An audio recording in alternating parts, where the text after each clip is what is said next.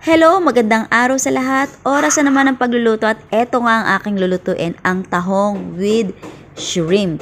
Yan, kita nyo naman yung shrimp.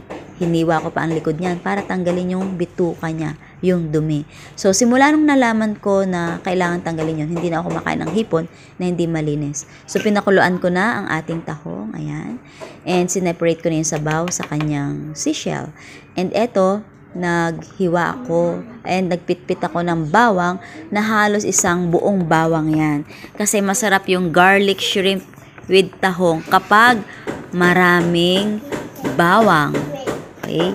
So this time naman, initin natin ang kawali and ilagay natin ang ating ingredient. Una ang butter and then igisa natin sa butter ang bawang. Kapag mapula na yung bawang, ay i-ready na natin ang susunod nating ilalagay. Unahin nating lutuin ang hipon. Okay? So, isote lang din natin siya sa bawang with butter. At hintayin nating maluto ng konti. And afterwards, ay ilalagay naman natin syempre ang ating seashell tahong. Halo-haloin lang natin ng konti and then maya-maya mailalagay tayong ingredients. Eto na pala, ilalagay ko na ang patis. Konting-konti lang. And halo lang ulit ng konti. Actually, this is my first time to cook this buttered shrimp and tahong. Nung una, nakatikim ako niyan luto ng kapatid ko. So, lagyan natin ng konting sabaw ng pinaglagaan ng tahong. And alam nyo ba, may nakalimutan ako na bilhin. So, nilagyan ko na siya ng asukal pala. Nakalimutan kong bumili ng Sprite. So, kaya ko siya nilagyan ng asukal.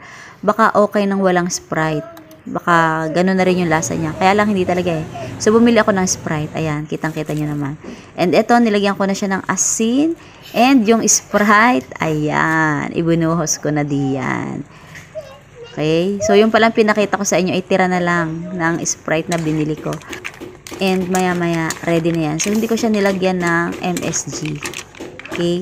So, iniisip ko kung lalagyan ko siya ng pepper. And this time, hindi ko siya nilagyan ng paminta.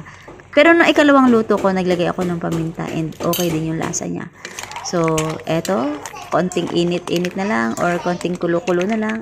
And it's time to eat na! It's so yummy!